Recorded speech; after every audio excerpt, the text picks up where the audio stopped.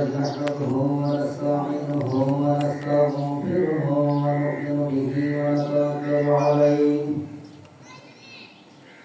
ونعوذ بالله من شرور أنفسنا ومن سيئات أعمالنا من يهده الله فلا مضل له ومن يضلله فلن تجد له وليا مرشدا فقد قال الله تعالى في كلامه المجيد وقرآنه التوحيد أما بعد صلى أعوذ بالله من الشيطان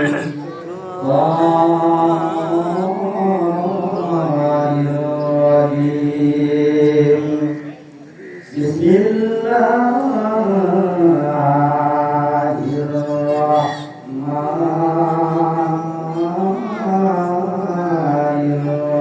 الرحيم يا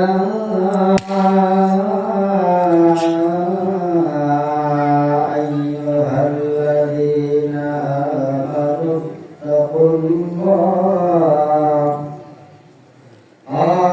اتقوا الله حق تقاته ولا تموتن إلا وأنتم مسلمون.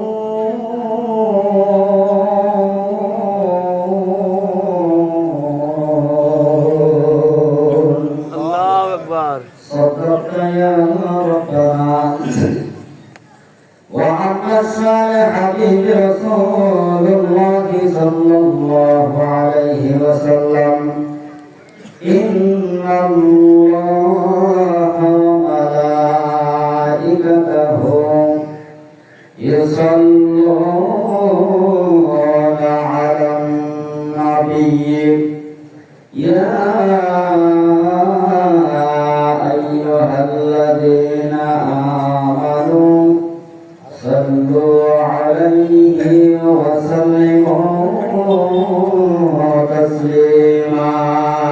اللهم صل على سيدنا محمد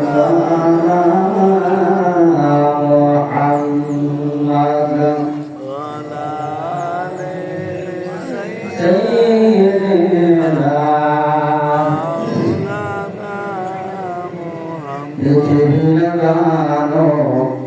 আমি তো জানি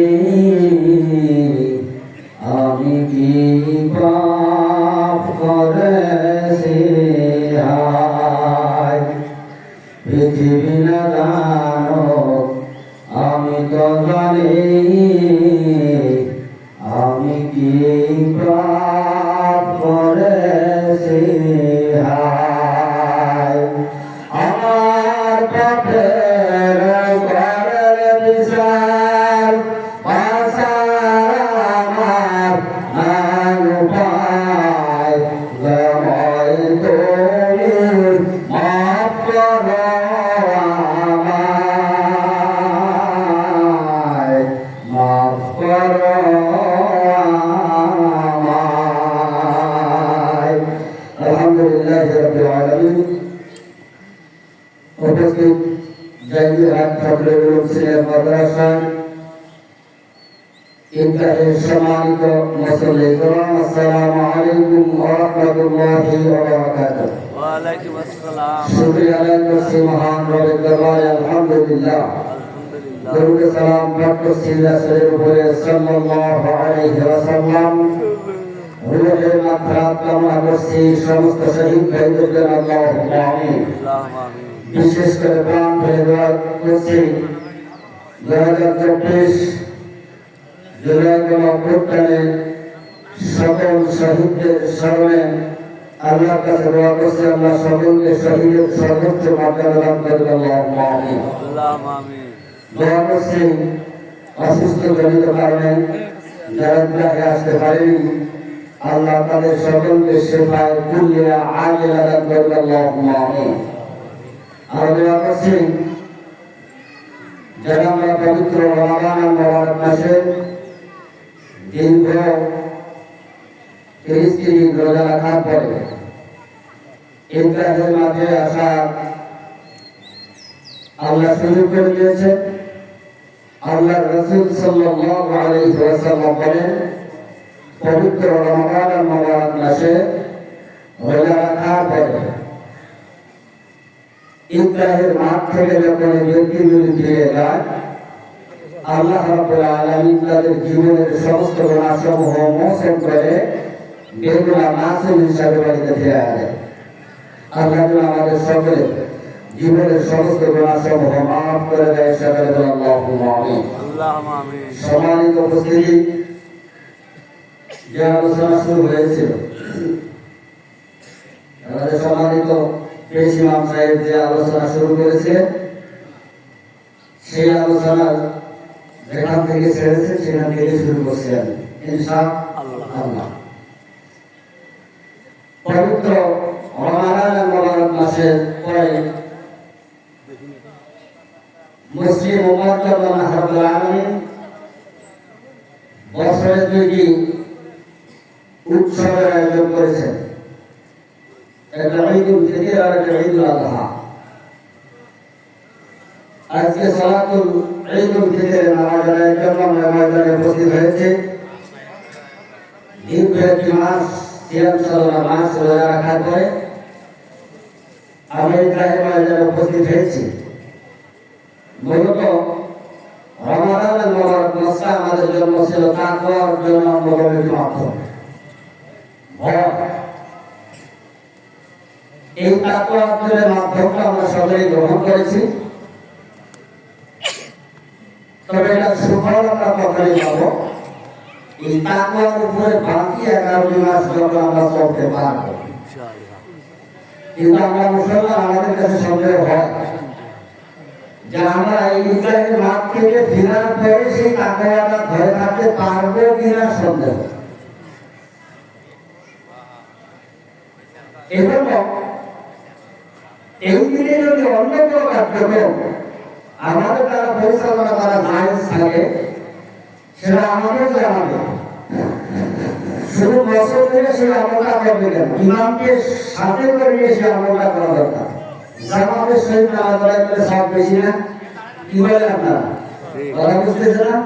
জামাতের সহিত নামাজ আদায় করলে সব বেশি। তাহলে ঈদগাহ মাঠ থেকে যাওয়ার পরে যে কার্যক্রমগুলি আমরা চালাবো সেটাও জামাতের সহিত করি। বুঝছেন তো আমার কথা? কোন আমলের কথা বলছে না, বলতে ভালো করে বোঝানোর চেষ্টা করছি। আমরা তাকওয়া অর্জন করেছি, এই তাকওয়া আমরা কতটুকু জীবনে বাস্তবায়ন করতে পারবো, এটি হচ্ছে বোঝার বিষয়। তাকওয়া কি জিনিস এবং এই তাকওয়াটা কারা অর্জন করতে পারবে, এই ভয়টা কারোর ভিতরে থাকে। আল্লাহ রাব্বুল আলামিন বলেছেন, আইয়ুহাল্লাযীনা আমানু তাকুল্লাহা হাক্কা তুকাতিহি ওয়া লা তামুতুন্না ইল্লা ওয়া আনতুম মুসলিমুন। আল্লাহ রাব্বুল আলামিন বলেছেন, হে মুসলমান যারা ঈমান এনেছো, আয়াতুল মারুফ মুস্তাহাব, আল্লাহ রাব্বুল আলামিন ডাক দিয়ে বললেন, হে ইমানদারগণ, ইয়া আইয়ুহাল্লাযীনা আমানু তাকুল্লাহ, হে ইমানদারগণ তোমরা আল্লাহকে ভয় করো। যারা আল্লাহর উপর ঈমান এনেছো, তেমনি ভয় আল্লাহকে তেমনি ভয় করো, যেমন ভয় করা উচিত তোমাদের জন্য। আল্লাহ রাব্বুল আলামিন ভয়ের কথা বলেন, হে ইমানদারগণ তোমরা ভয় করো। তাহলে প্রমাণ করা আল্লাহকে যদি ভয় করার কোনো ভাঙা দুনিয়াতে থাকে, তাহলে ইমানদার। যাদের ভিতরে ঈমান আছে তারা আল্লাহকে ভয় করে, আর যাদের ভিতরে ঈমান নাই তারা কোনদিন আল্লাহকে করে না, কারণ আল্লাহ তাদের বলেন ইয়া আইয়ুহান নাস, আল্লাহ সেভাবে বলেন ইয়া আল্লাহ বলছে ইয়া আইয়ুহান নাসিনা আমানু, হে ঈমানদারগণ তোমরা যারা আল্লাহকে ভয় করো। তিনি বললেন তোমরা আল্লাহকে ভয় করতে মানে মুসলমান আল্লাহর উপরে আল্লাহকে ভয় করো, যেমনভাবে ভয় করা প্রয়োজন। একই আয়াতে আল্লাহ দুইবার ভয়ের কথা বললেন। আমরা ঈমানদার কিন্তু প্রকৃত ঈমানদার এখনো হতে পারি নাই। আমরা যদি প্রকৃত ঈমানদার হয়ে যাই তাহলে আল্লাহ আমাদেরকে ভয় করে, এমন আমরা আল্লাহকে ভয় করি। কিন্তু একই আয়াতে দুইবার ভয় করা বললেন, যেমনি ভয় করা প্রয়োজন তেমনি ভয় করা। ভয়ের কথা বলেছেন আমরা ঈমানদার, আপনার আমার প্রত্যেকের ভিতরে ঈমান রয়েছে, কিন্তু আসলে ঈমানদার এখন পর্যন্ত আমরা হতে পারি নাই। কারণ ঈমানদার আল্লাহর উপর আস্থা রাখে, ঈমানদার আল্লাহকে ভয় করে, সর্ব অবস্থায় সর্বহালত আল্লাহ রাব্বুল আলামিনের ভয় পালন করে। ঈমানদার আল্লাহকে যখন ভয় করে, আল্লাহকে ভয় করে, দিনের বেলা জন্য আল্লাহ ইবাদতের জন্য রেখেছে। পানাহার করে, মিথ্যা হয়নি, জীবন করে, সুই করে, সুদ মুশকাইনি, বিচারের সঙ্গে লিপ্ত হয়নি। আর মুসলমানদের আপনার ভিতরে আল্লাহ ভয় করে কোন আস্থা কোন বিশ্বাস যদি ভয় আপনার ভিতরে লাগে, তাহলে যে বিভাবে রমজান মাসে এই কাজগুলি থেকে আমরা দেখেছিলাম, আপনি প্রকৃত ঈমানদার হয়ে বাকি 11 মাস তোমার জীবনে বাস্তবায়ন করা লাগবে। এটা শুধুমাত্র রমজান মাসে চলছে না, এটা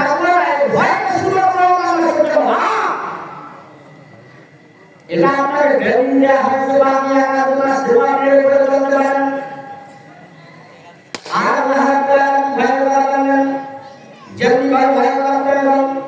আর আল্লাহ বলেন তামুতুন্না ইল্লা ওয়া আনতুম মুসলিমুন।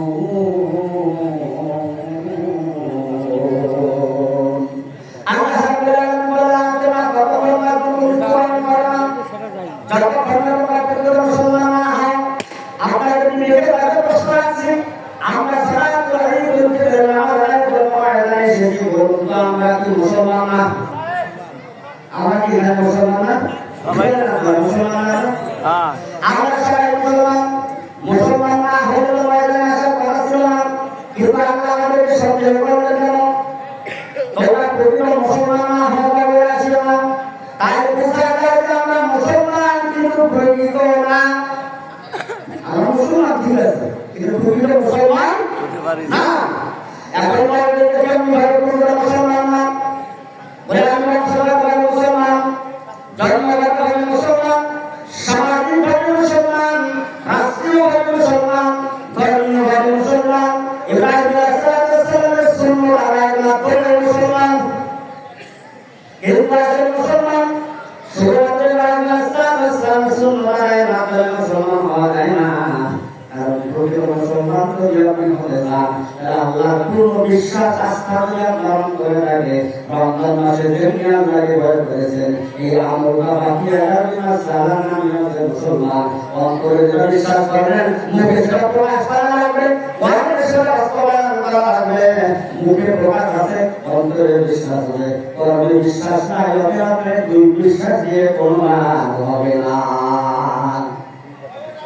অনেক লোক আছে যাচ্ছে আমরা কি ভয় করি না, আল্লাহ আমরা কি জানি না, বলে হ্যাঁ আপনি জানেন। তার আল্লাহ আছে, আল্লাহ ভয় পালন করে আছে, সেটা আপনাকে বাস্তব জীবনে প্রয়োগ করে দেখাতে হবে। এটা না হয়তো করলাম, তারপর আপনার মুসলমান আমিরুল মুমিনিন হযরত ওমর রাদিয়াল্লাহু তাআলা আনহু যখন রাষ্ট্রপ্রধান রাষ্ট্রের দায়িত্ব গ্রহণ করা হবে, আমিরুল মুমিনিন হযরত ওমর রাদিয়াল্লাহু তাআলা আনহু এরকমই এসেছে তার পরিবারের জন্য, তার সন্তানদের জন্য নিজের মার্কেট করবে, সন্তানের বিবাহ নতুন জামা কাপড় কিনে দেবে, এমন কোনো তার অবস্থা তার হাতে ছিল না। ভাববার বিষয় মুসলমান এখন রাষ্ট্রপ্রধান, একজন রাষ্ট্রপ্রধান যিনি এক ব্যক্তির শাসন করেছেন, সেই ওমর রাদিয়াল্লাহু তাআলা ঈদ করবেন তারা তাদেরকে নতুন জামা কাপড় কিনে দেবে, এমন কোনো ব্যাখ্যা তার কাছে নাই। আজকে চকির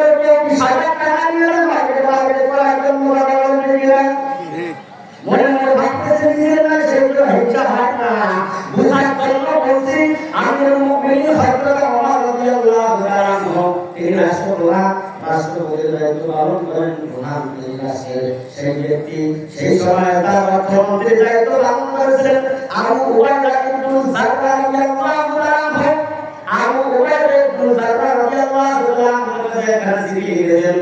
তিনি লিখে বলছেন, আমি আমিরুল মুমিনিন হযরত ওমর রাদিয়াল্লাহু আনহু বলছি, তোমার রাষ্ট্রপ্রধান হয়ে বলছি, অর্থমন্ত্রী তোমার কাছে আমি আবেদন করছি, ঈদের আনন্দ ভাগাভাগি করে নেওয়ার জন্য, আমার সন্তানগুলির জন্য নতুন কাপড় নতুন জামা কাপড় ক্রয় করার জন্য, অগ্রিম 1 মাসের বেতনের জন্য আবেদন করছে। আল্লাহু আকবার। রাষ্ট্রপ্রধান তিনটা অর্থমন্ত্রীর কাছে কি আবেদন করছে যে 1 মাসের অগ্রিম বেতন আগে দেওয়া হয়। হযরত আবু উবাইদা ইবনে জাররাহ রাদিয়াল্লাহু আনহু হাতে মসজিদে পৌঁছে গেলেন।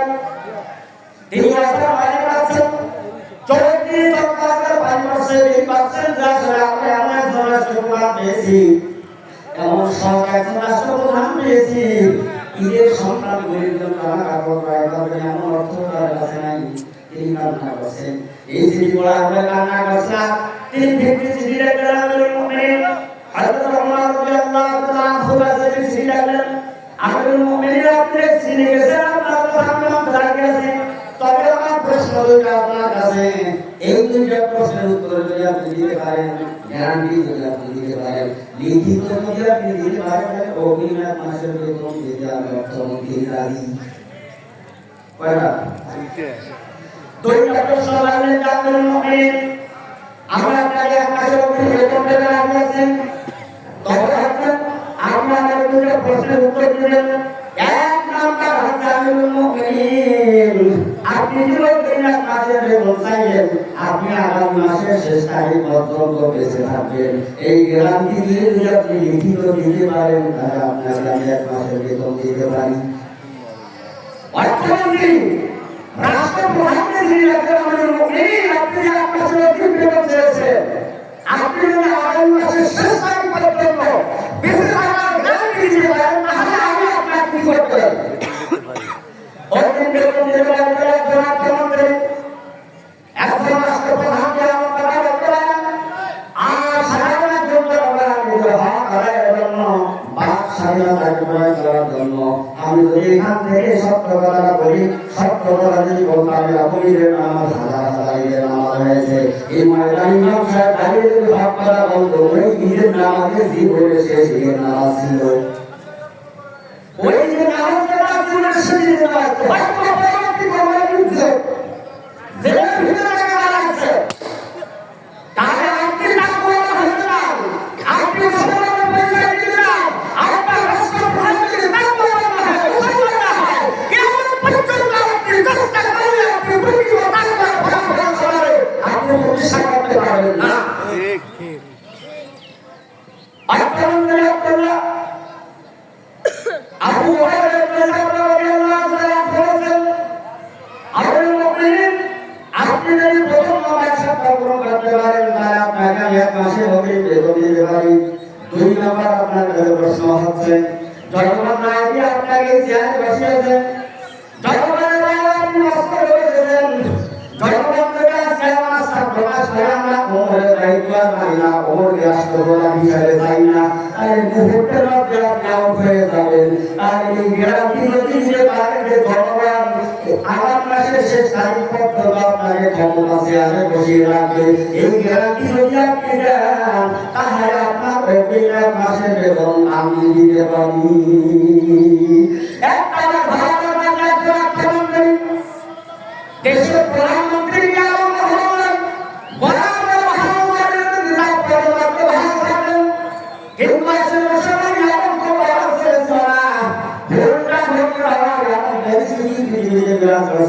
ভুল করলে ভুল ধরিয়ে দিয়ে আপনাকে ভুলের মধ্যে বানানো হবে। আমিরুল মুমিনিন হযরত ওমর রাদিয়াল্লাহু আনহু যিনি বলেন আল্লাহ তাআলা হাত করে বলেছেন, হে আল্লাহ, আমি আপনার ধন সম্পদ ধ্বংস করতে চাই না, আপনার শুকরিয়া আদায় করছি, আপনি এমন একজন অর্থমন্ত্রী আপনি আমাকে দান করেছে যে প্রধানমন্ত্রীর ভুজরে দেওয়ার ক্ষমতা লাগে বিশ্বাস থাকে আমরা নবী হযরত ওমর রাদিয়াল্লাহু তাআলা ইলাহি ভারত বাংলাদেশ আছেন সাহাবা কিরাম সাহাবা কিরাম ইনকার করে আছে ওমর রাদিয়াল্লাহু তাআলা ফুলে রান্না করেছেন সাহাবা কিরাম দিয়ে বলতেছেন হে ওমর তুমি আল্লাহর নাম করো ওমর রাদিয়াল্লাহু তাআলা বলেন হে আল্লাহর নবী সাহাবা আল্লাহ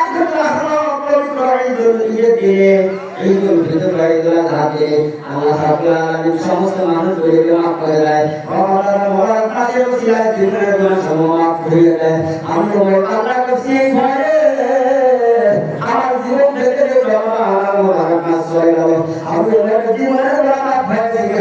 আমি জানি না সেই ভয় আমি রান্না করছি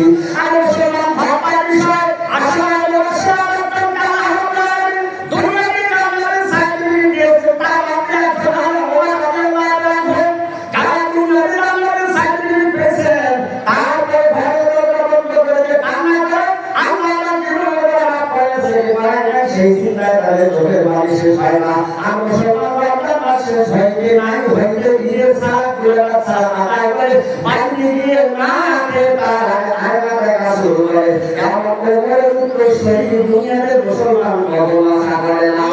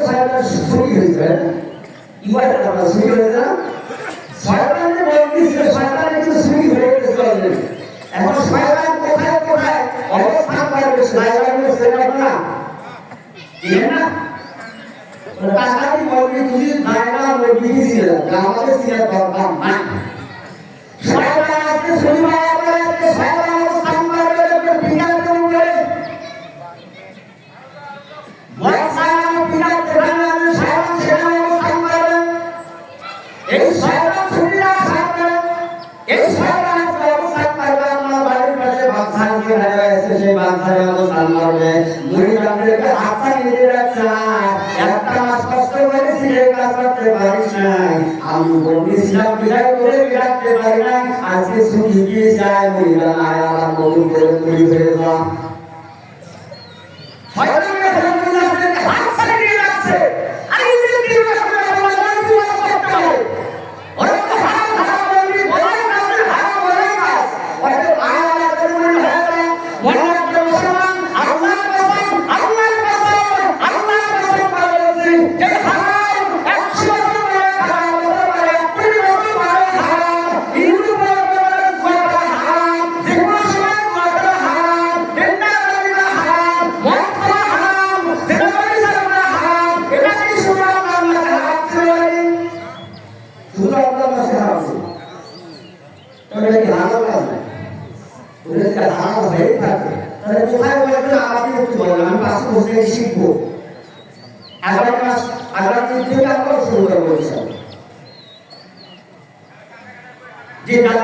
সামনে জায়গা ফাঁকা আছে একটু জায়গাটা ফিল আপ করে নেন পিছনের ভাইদের কিন্তু বসার সুযোগ করে দেয় কমিটি দেশে আকর্ষণ করছে পিছনের ভাইদেরকে বসার জন্য কিছু ব্যবস্থা করে দেয় সামনে ফাঁকা জায়গাগুলো পূরণ করে নেন আমাদের হাতে কিন্তু অল্প সময় আছে অল্প সময় পরে আমরা নামাজ শুরু করবো ইনশাআল্লাহ সবাই বললাম এগুলো আমরা সবসময় হারাম আপনি মুসলমানের পরিচয় দেন ইন্তাহার ইসলামনা পরিচয় দেন মুসলমান কিন্তু আসলে মুসলমান পবিত্র রমজান মাস গেল আপনি বলে রাখতে পারেন না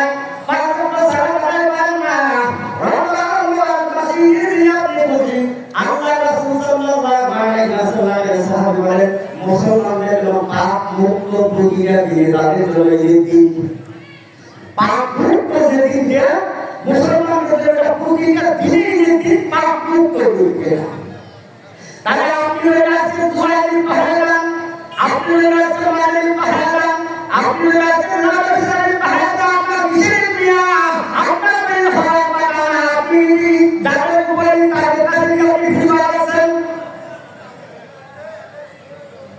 আমাদের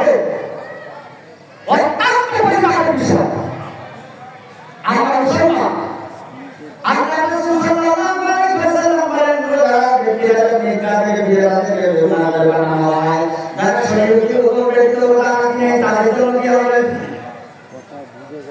দুইটা পথ একটা ভালো পথ একটা খারাপ পথ একটা পথ যদি খারাপ করলে কি তাহলে আপনি পজিটিভটা গ্রহণ করলেন না আলহামদুলিল্লাহ বাইরে আপনি নেগেটিভটা গ্রহণ করেছেন তাহলে আপনি ভালো কাজ করলেন না আপনি খারাপ সবাই ক্লাস না করলেন না আপনি খারাপ সবাই করেন আর আপনি ভালো কাজ করেন ভালো কাজ করা ভালো মানুষের কাজ না ভালো কাজ খারাপ কাজ করা হলে শয়তানের কাজ এখন ধরি বলেন আমি ভালো কাজ করি না মন্দ কাজ করি না আপনি কি আপনার পরিচয়টা দিতে হবে আপনার পরিচয় আমাদের গ্রামের কাজে হিজরা করি এটা পুরুষ না মহিলা না আপনার আমাদের ভাষা কাজে কাজ লাগাবেন তারা হলেন মুনাফিক একটা মুসলমান না কাফের না তাহলে একটা পরিচয় করা হবে মুনাফিক তাহলে মুসলমান আপনাকে আমাকে বুঝতে হবে আল্লাহ মারা কাছে আমাদের জীবনের বয়সে হতে পুরো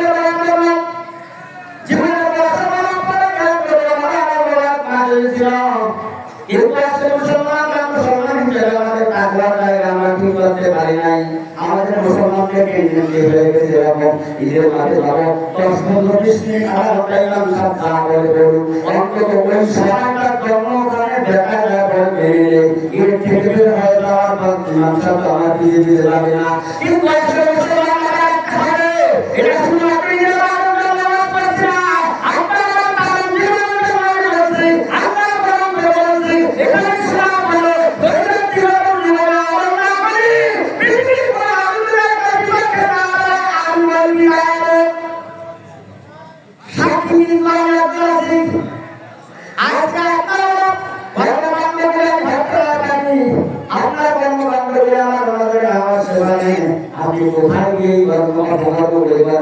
আমি নাও থাকতে পারি কিন্তু কিয়ামতের ময়দানে আপনার আমার সমস্ত বেরিয়ে পড়েছে আশপাশের সামনে আমরা ঘুরে বেড়াতে বাংলাতে আর ঈদের নামাজ পড়ার পরে কোন কাজের সঙ্গে লিপ্ত হয়েছি রমজান মাসে কোন কাজে লিপ্ত হয়েছি রাস্তাঘাটে কোন কাজের সঙ্গে লিপ্ত হয়েছি সমস্ত বেরিয়ে পড়ে সেই দিন তোরা হাসর হবে কিন্তু দেখতে পাবে অতএব দুনিয়া মানুষের ভয় পালন করে থাক আর না থাক আল্লাহ ভয় পালন করে লালন করাই হচ্ছে তাকওয়ার কাজ এটা হচ্ছে সবচেয়ে বড় কাজ তাকওয়ার কাজ যে ভাই সামনে থেকে এগিয়ে বসে সামনে ফাঁকা জায়গা আপনারা কি করে সামনে থেকে এগিয়ে বসে সবাই বললাম তাহলে আমরা আপনি যেখানে রান্না করেন আল্লাহ ভয় পালন করতে হবে আল্লাহ রাব্বুল আলামিন আইয়ুহাল্লাযীনা আমানু তাকুল্লাহা ওয়া তানজুর নাফসুম মা قدمت لغد واتقوا الله إن الله خبير بما تعملون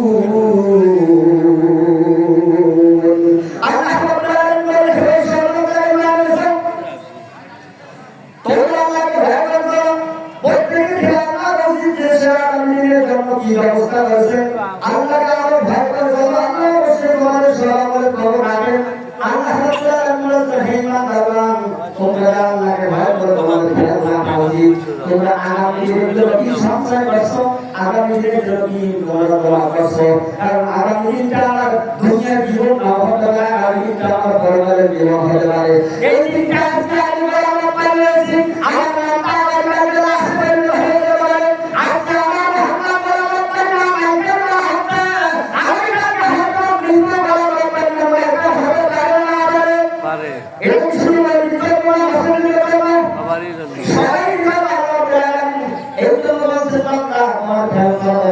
তুমি আগামীকালের জন্য কি সঞ্চয় করে যাচ্ছ আগামীকালের জন্য কি রেখে যাচ্ছ তোমার সেই দিনই খেয়াল রাখা দরকার তারপরে যদি আপনার অন্তরে থাকে খেয়াল যদি আপনার অন্তরে থাকে আল্লাহ বিশ্বাস যদি আপনার অন্তরে থাকে যেখানে থাকে না আপনার দ্বারা ভালো কাজ হওয়া সম্ভব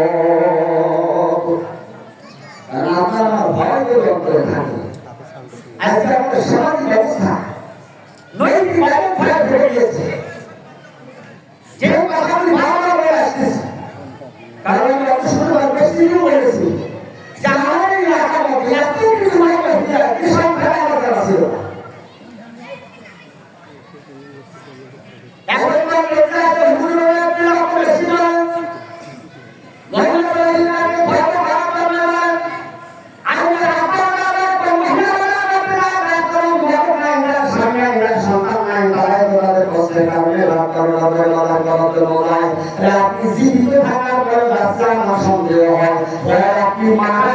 নাহাইয়া আপনি হিজরা হয়ে গেছেন।